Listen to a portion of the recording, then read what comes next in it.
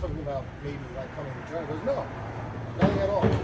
I said, okay. I said, so that's where the miscommunication was, because when you told me that you're talking, you said you're not talking to anyone. This guy says he's talking to you for 6 months.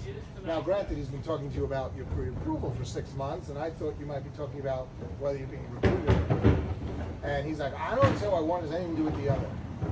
I said, well, what has something to do with each other is that there's a miscommunication. I'm trying to be nice to my colleague, not step on his toes, and so I had misinformation, and I'm just reaching out to him. But what's concerning to me is how defensive you got from all this. Like, what do you, we're just having a conversation because I don't want to be mean to the guy in the valley. So I think this even comes back because to your point of like relationships, I think that especially in our industry, everyone is so transaction based. It's like, well, I said this or I need that or whatever, and you're talking to the king of transactions. And like when I refer to that, I worked in New York City and I would do on an average 300 to 400 transactions a year. There was no relationship because in New York, and I love them to death. In New York, you're as good as your last deal with any real estate agent. And that's just a different culture there. It's not mean. It's like, it is what it is. I've had agents that I've closed north of 50 deals with that I never met in New York. Never met them. Never. And my welcome to LA was when I first started doing business out here. So I called on a real estate agent and he tells me, hey, my kid's baseball or soccer game is this Thursday. Why don't you come meet up with me? To your point, like build a relationship. And I'm a day off a New York boat here in LA, and I start scratching. I go, why would I come meet you at your kid's baseball or soccer game? Because that's really very personal.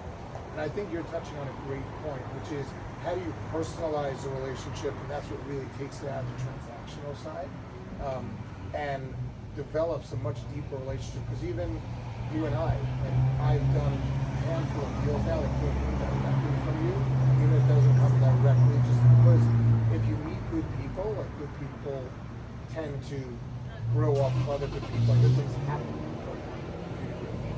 Well, I don't think I would necessarily say everybody should be relationship oriented. I wasn't as individual either.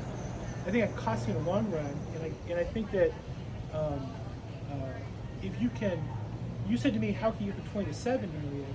If you're transaction based, just by adding relationships, you can triple your business. Part of it is referrals from the realtor who's your best friend are less likely to argue with you about rates. Referrals who are referred by friends are more likely to get the documents rather than treat you like you're the secretary. And so if you're already doing this amount of business to get the next level, you already have the relationships, the prospects right in front of you. That's different.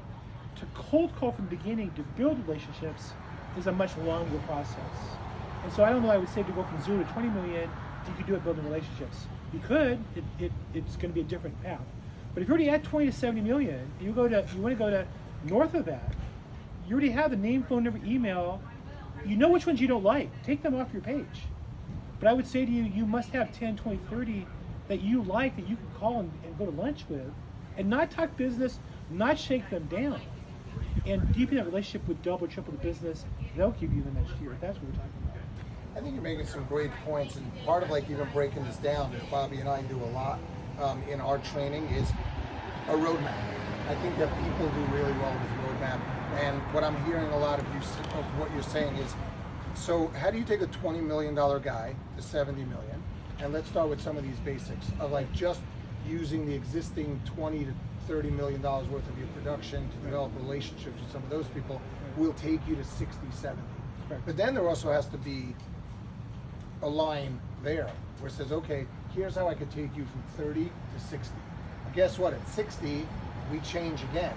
We're going to adapt again, because what I'm telling you to do to develop some of these relationships will take you to 60. It's not going to take you to 120. But now at 60, now we got to look at your business again. And now how do I build you from 60 to 100, from 100 to 150, and then, and I've been up and down this ladder, and that's why I refer to it this way. I was stuck for many years as an $80 million producer, and then I went from 80 million to 150, and I was consistent, 130, 140, 130, 140, and then I was really like, I wanted to break out of that. I couldn't. I was doing great business. I was doing $130 million a year of business, and I couldn't break out of it.